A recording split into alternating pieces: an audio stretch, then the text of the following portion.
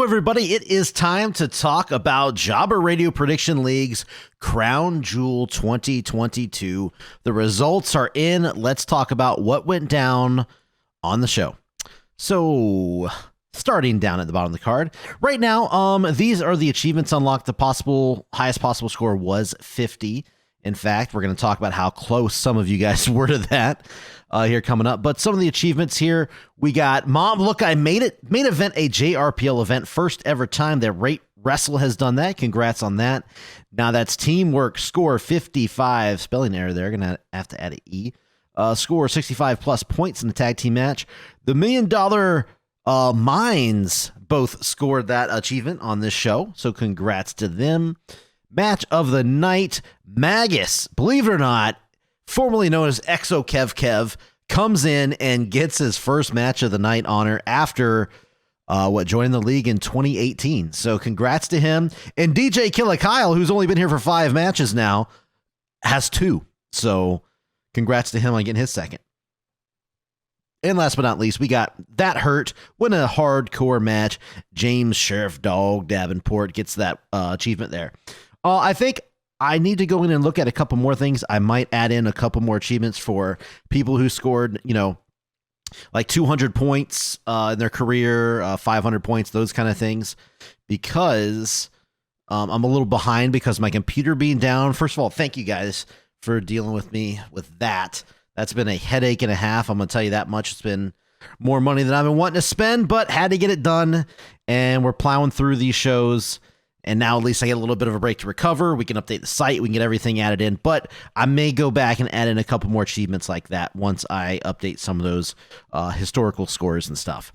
So anyway, with that aside, let's talk about the show. First matchup was Magus versus DJ Killa Kyle. Like I said, match of the night, 47-43. You saw the perfect score is 50. Magus only missed one bonus question. I believe it was who will take the fall in the tag team women's championship match. And I guess he put Io Sky, and it was Alexa Bliss who took the fall. So just missed out on the perfect show. What a performance there for Magus. Gets the win here. So up next, these names are switched. I'm going to have to flick that. So just ignore these names being on the wrong side. I'm recording this right after hitting the submit button. So sometimes I miss a little bit. But anyway, Halcyon. I looked up the I looked up the pronouncer right before this too. Halcyon, I believe, is how you pronounce that. Gets the win over Angelo DeMarco. 2 rookies here in the JRPL. We got 3 out of 4 of these competitors being rookies in the JRPL in these first 2 matches. Pretty good scores. Really tight match here, 32-28. Halcyon gets the win over Angelo DeMarco. Don't worry, I will go in and swap those pictures, so no big deal. Wookie and Cammy Cat, 2 veterans here in the JRPL. Wookie puts up a monster score of 39, no pun intended there for monster, 39-35, picks up the win over Cammy Cat, who came in, put up a good fight, literally good fight. That's her gimmick right now. She's a brawler, a fist fighter, if you will, and she just can't put down the big red monster in this match. So up next, we got CM Carlito taking on Woody. 2 more veterans here on the undercard. CM Carlito with a 48, the highest score on the night. Just like Magus here, the only thing he missed was 1 bonus question. That close to a perfect score on the night. The only bonus question he missed, I believe, was, would anybody go through a table on the show? And obviously that did happen. In a big way with the main event there. But CM Carlito did get the win over Woody, who had a respectable score of 34, but when you're going up against somebody who almost gets the perfect card, it's kind of hard to get a win on that one. So CM Carlito takes the big win here on the undercard. Then in the main event on the kickoff show, we got the Warden, who in storyline-wise, he's still trying to recover from that big match at Extreme Rules against James Costner, sorry if I can get the right name out there. And he's coming in against the Alpha Dog, who just suffered a really close loss to 3J Platnum for the Road Warrior title last week. So obviously a lot on his plate, a lot on Warden's plate, and they come in with super close scores, 1 point separated the two. The Warden gets the win just by the skin on his teeth here, but he does get the first win in the since the return of the JRPL from his hiatus. So congrats to Warden getting that first one under his belt. Hopefully he'll be able to build off of that, and we know Alpha Dog will be back and, you know, better than ever, no doubt about it. So starting the main show, we got the $1 Million Mines defeating UVC's Bomber and Kyoko. Had a lot of fun with the write-up on this one, by the way. Oh, I got to talk about something else first. I'll talk about it after this. But in the $1 Million Mines match, you know, Bomber, Kyoko came down to the ring, you know, like a normal match. They got some mixed reactions. The crowd's not really digging Kyoko. I don't know why, you know, in Saudi Arabia. But anyway, a camel caravan comes down to the ring with tons of like servants carrying these big platforms, as both Alaska Brown and $1 Million Mike are riding out on these big fancy chairs. They're wearing the full Saudi Arabia, formal dresses that the men wear over there. I looked up the name of it. It's called like a thwab or something like that. A thwab, I believe is the name. But they were fully decked out and getting great reactions from the crowd. So Bomber Kyoko, a little confused by this, as a, never before seen referee jumps into the ring. More on that, because obviously the $1 Million Mines seem to have paid off. The referee or the Saudi Arabia government got involved. Something went down to where this referee would not let Bomber come into the ring and help Kyoko. He kept saying there were illegal tags, even though they were clearly legal in front of him. The referee went for a pin, went to count the pin for Kyoko, and took a really super long time. Wouldn't count the 3 count. Just blatant cheating, favoritism in this match for the $1 Million Mines. And it ended up costing UVC, because finally $1 Million Mike did hit his cash cutter on Kyoko, went for the cover. 1, 2, 3, immediate count. And UVC takes the loss. And Bomber jumps into the ring, confronts the referee, instantly tackled by all of these, different looking security guards. They cuff him, they haul him to the back, but that's right before Alaska Brown gets in his face, says, hey, if I were you, I wouldn't threaten a Saudi Arabia government official. So there you go. Obviously the $1 Million Mines, they got in, they used their little bank accounts. They hooked up with the Saudi Arabian government, and they got the match in their favor. So that's how this match went down in the write-up. So $1 Million Mines get the win in less than favorable ways. So actually, before that, to start the show, this is what I should have started with. Warden Legit Boss come out to the ring and announce their first partner for WarGames. So the WarGames match at Survivor Series is going to be a 5-on-5 match. Team Warden versus Team Costner. So Warden Legit Boss come out and say they have their third man on the team, and it's the man in the main event tonight. Orestella comes out to the ring. They shake hands. They show that they're in support of him. They're going to both, escort him down to the ring and be in his corner, rooting for him in the main event tonight. So there you go. The 3 of the 5 members of Team Warden has been announced here. The Warden, Legit Boss, and Orestella. Team Costner is just right now, it's just James Costner. So we're going to have to see as the night develops if he gets anybody and what all went down. So next up was James Sheriff Dog Davenport versus the gifted one, Ricky Jones. 2 rookies in the JRPL looking to make a name for themselves. So far, storyline wise, James Davenport has, he's the much bigger man, pretty much on the entire roster. He's one of the bigger guys on the card besides maybe Wookie. But he has been trying to showcase and finish his opponents off with some high-risk maneuvers that have cost him in the past. But if you read here in the write-up, during this hardcore match, he pulled out all the stops. He hit a big moonsault off the top rope to the outside, through one of the ladders that was set up on the barricade and ring apron, putting Ricky Jones through that. Then he threw him on the announcer's table, hit a big frog splash off the top. Huge distance he had to cover to lay Ricky Jones out, ended up getting the win. James Davenport picks up his first hardcore, as you saw in the achievement there, that hurt achievement. James Davenport picks up his first hardcore match win in the JRPL. So congrats to him on that. And Ricky Jones started out looking really good. He's been a little shaky as of late. I think he started out, 2-0, 3-0, something like that. He's faltered just a little bit, so we're going to see how he can recover after a couple losses under his belt. But still, both of these guys, I think, are going to have some pretty good futures here in the JRPL. Next up, we got Modstep versus Legit Boss. There was no actual write-up portion for this. It was just a straight-up match here. Modstep gets the win. Very close win, 35-33, 2-point victory here. Modstep over Legit Boss 2K. Modstep, you know what? Modstep was kind of being a little down on JRPL early on, but definitely stepping it up in the win column. Multiple wins now for Modstep. We're going to see where this takes Modstep in the future, because I have a feeling, stay tuned to the website here coming up soon. Some big things are going to be on the horizon for Modstep, so you got to stay tuned for that. Next up, Jut 9 versus Ash. Went to a no contest, 39-39.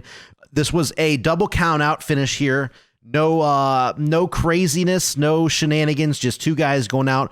Ash, I don't even think has a loss yet since returning to the JRPL. Jut 9 has got a big main event win under his belt and a couple losses, though. So both guys really trying to get a big win over one another, and nobody gets it here. So we're going to have to see where this goes and what happens after this match here. But really big match with some high-profile names. Nobody gets the win. Next up, Luke Gray versus Fart Bucket, or Farty B as he wants to be called. If you look at the write-up on this, very interesting developments here in this match. Luke Gray has, he's been this aloof type character who, he's kind of there for the fun. He's kind of there to, have a good time and stuff. Over his career, he's never really been, considered a, serious threat or a serious problem in the JRPL. But it appears that has changed here at Crown Jewel against Fart Bucket, because he let all of his frustrations out. Fart Bucket did kind of, instigate this when he returned. He messed with Luke Gray, who was his former partner. And then he even tried to give him a handshake before the match. Not the best of, obviously all of this is in the write-up, by the way. But all of this, kind of D-bag tactics here from Fart Bucket. But Luke Gray was having none of it. Head-butted Fart Bucket right in the face, seemingly breaking his nose immediately. Fart Bucket fell down to the mat, blood pouring out of the dude's nose. Luke Gray goes down to grab his chain, because yes, Fart Bucket is now wearing this, gangster style get up, calling himself Farty B. And Luke Gray grabs his big, golden chain that he wears down to the ring, and he goes to pull on it, but it's so cheap and so horribly made that it just completely rips apart on, as he pulls it. So then he's like, all right, well, now I'm going to just grab Farty B is wearing these, fancy diamond earrings. So he's going to go rip those out of his ear. I'm talking brutality here. But as he does, they're just little clip-ons. They're just cheap little glass clip-ons that probably got out of one of those little coin machines that you see at like a Piggly Wiggly or Winn-Dixie or one of those Food Line, one of those super cheap grocery stores, wherever you are watching this. One of those cheap grocery stores where you put in the little quarter and you turn the machine. That's what Farty B was wearing down to the ring, apparently. So Luke Gray, more frustration is boiling over, jumps on top of Fart Bucket and just starts pounding away on his face, blood pouring down from his fist. He's so angry. He's screaming. There's tears coming out of his eyes. Luke Gray has officially snapped. All of his frustration, his entire life, is coming out into this match. Unfortunately, against Fart Bucket, aka Farty B, who's, one of the more comedic characters. So a really weird, things that went down in this match here.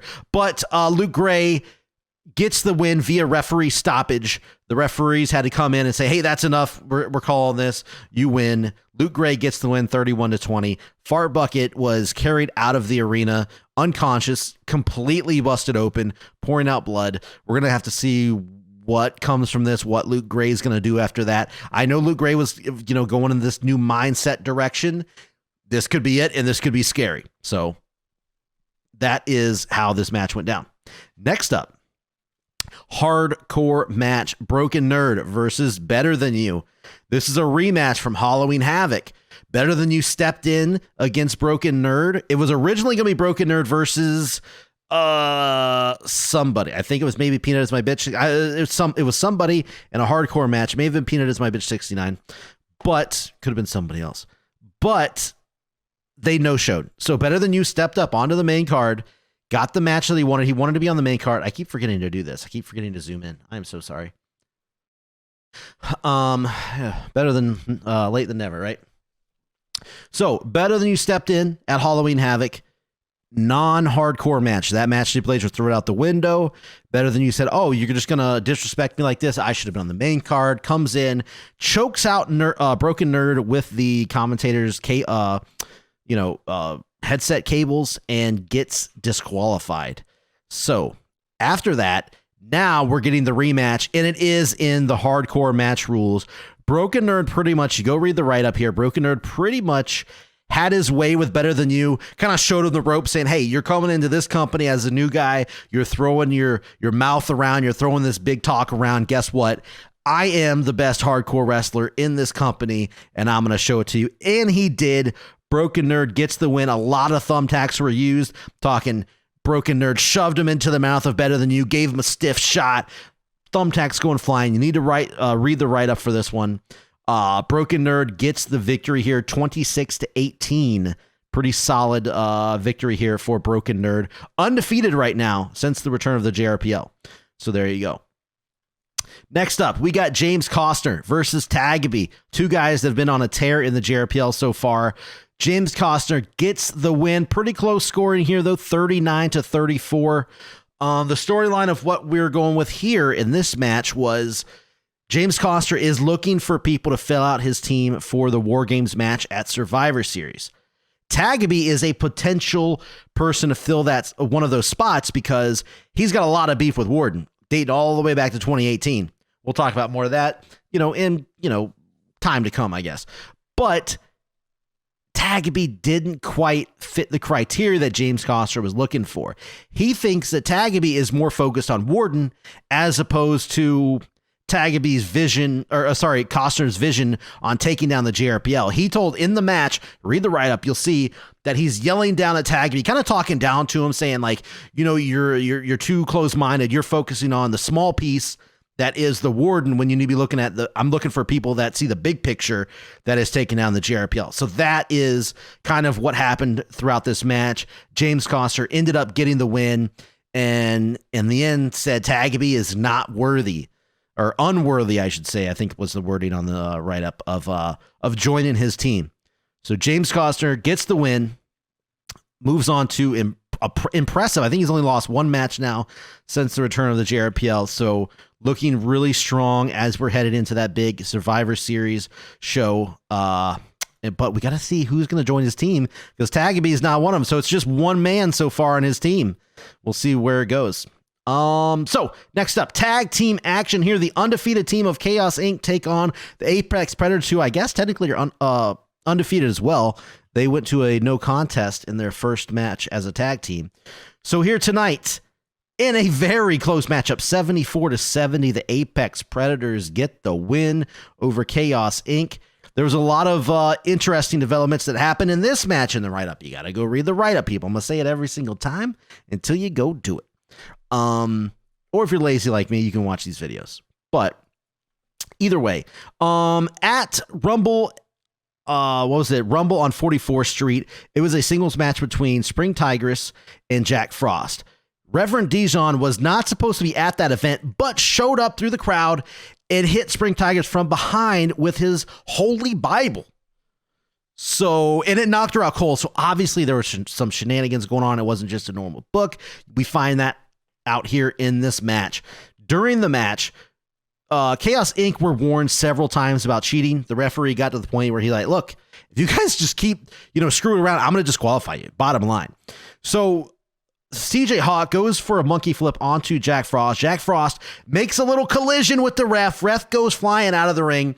Reverend Dijon takes it immediately to the Bible, picking it up and jumps into the ring, decks CJ Hawk, lays him out cold, just as Spring Tigress.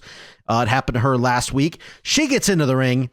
Dijon goes to deck her with the Bible again. She ducks under it, spins him around, gives him a German suplex. The Bible goes flying. The Bible falls down into the mat, busts open, and guess what? The Bible was hollowed out, and there was a heavy brick in the Bible that he's been carrying. It's basically a little concealed weapon that Reverend Dijon's been using here as of late. So she lays him out. She gets Jack Frost, hits her Tiger Destroyer, finisher on him, aka Canadian Destroyer, and then lays CJ Hawk over Jack Frost. The ref, of course, laid out of the ring. Tigress, frustrated, jumps out of the ring. The crowd's counting the pin. They get up to 10 by the time the ref gets thrown in. So the match should have been over. Next thing you know, the ref slowly counts 1, 2. Reverend Dijon back into the ring, picks up the brick and crushes CJ Hawk with it. The man's already unconscious, and he hits him with it anyway, adding insult to injury. The ref calls for the disqualification. So, yes, Apex Predators, they would have won via pinfall. But as you saw when Chaos Inc. goes running up the ramp, or I should say, staggering up the ramp after the match, they call back to the ring to the Apex Predators saying, hey, you didn't pin us. So, yes, the Apex Predators did get the win, but technically they did not win via pinfall. It was via disqualification. So either way, they had the match won, but Chaos Inc. are being little D-bags. A couple of D-bags on this whole show now. I can see how this is going on. But moving on to our title match of the night, 3J Platnum putting the Road Warrior title on the line against Chappers. 44-30. Big score here out of the champion, the defending champion, 3J Platnum, 2-time champ, actually. Gets the singles win against Chappers. This was Chappers' first ever singles title opportunity. He's, been multiple tag team champion. He's one of the better tag team champions in JRPL history, but first time getting a shot at a singles title. Didn't quite come through. He got beat by 14 points. So it wasn't, the closest of matches, but he still put up a good effort. You got to read the write-up. Yeah, you heard me say that before. Because let me read it myself because I kind of forgot everything that went on in this match. Oh, that's right. Okay, so this is a rematch already from Halloween Havoc. These guys fought each other at Halloween Havoc. And that is where Chappers picked up the win over 3J Platnum with his Black Mass finisher.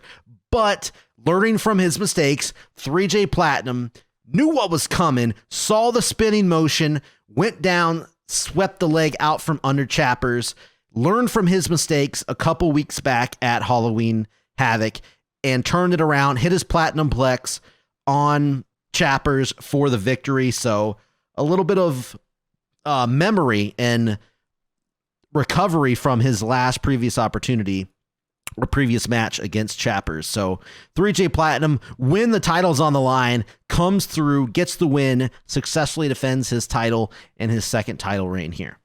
Now, main event time, number one contenders match for the vacant Top Lock Championship. Obviously, we're going to have another number one contenders match at another point in time where somebody will face the winner of this match, which is Orestella. He beat RateWrestle and CamPopplestone. Really close here. All three scores, 33, 31, 29. Everybody was in fighting distance here to get the win, but Orestella did come out on top, winning the main event of Crown Jewel. Here's what happened. So, early in the night, at the very start of the show, Warden Legit Boss named Orestella to their team. So they were going to come out with him, but Legit Boss was a little banged up after her match with Modstep, couldn't quite come out. So it was just the Warden came out to be in Orestella's corner. Orestella ended up teaming during the match. Him and RateWrestle kind of had this early on. They made this like almost a pact, unofficial pact to, hey, let's double team CamPopplestone. Just eliminate him from this matchup. So they double teamed him all the way through to the very end. When CamPopplestone finally fought back, he laid RateWrestle out after Orestella swung at CamPopplestone, missed, and laid out RateWrestle. So CamPopplestone was about to beat both of these guys who've been double teaming him the entire match. But then at the last minute, Orestella jerked Cam up onto his feet, hitting the God's last gift, putting an end to the match because CamPopplestone was just about to win. He was about to pin RateWrestle, get the victory, but Orestella picked him up right before the 3 count, hit his finisher, 1, 2, 3, Orestella wins. Big whoop, but Warden gets into the ring, kind of questioning like Orestella, like, hey, what was all that with RateWrestle? What was going on? And as Orestella was just about to, tell Warden, like, hey, no big deal. We just, we're kind of teaming up or whatever he was about to say to him, it doesn't matter because JRPL official Nate Myers, former JRPL superstar, by the way, comes down to the ring congratulating Orestella. He is now the #1 contender for the Top Block title, and he is just about to announce who is going to be in the other #1 contenders match to face Orestella for the title. But before he does, guess what happens? Out comes James Costner, comes down to the ring, starts yelling at Nate Myers, who is the JRPL official in this situation, says, hey, you guys have been screwing wrestlers in this company for way too long. Basically since the beginning, even though I guess technically at that time, Nate Myers was on the roster. But anyway, I guess it's the principle of it. And he says, but there's 2 guys that you've screwed more than any other. And right then, RateWrestle gives Nate Myers a low blow as Orestella gives the Warden a low blow, turning his back on the man he was just about to join his team. And next thing you know, James Costner, Orestella, and RateWrestle, they drag Nate Myers up the ramp. They give him a triple powerbomb off of the stage. It looks like Team Warden has lost their brand new member to James Costner, and they gained RateWrestle. So Team Costner already has Orestella, RateWrestle, James Costner. And we're going back to Team Warden, who just has Warden and Legit Boss again. So a lot of developments all happen on this one show as we are heading to Survivor Series, which is only 3 weeks away. We have one show in between. We're going to see what happens, how those main event teams get filled out. Couple more people on each team. We're going to see how it goes down. But that is everything that happened at JRPL's Crown Jewel this year, 2022. I hope you guys enjoy the write-up. I hope you guys are liking where we're going. If you want to have some input on these shows, please jump in, send me a DM on Discord, Twitter. You can email me, JRPL, just jobberradio@gmail.com. Let me know what you want to do for these big shows coming up, because we have a lot of developments underway.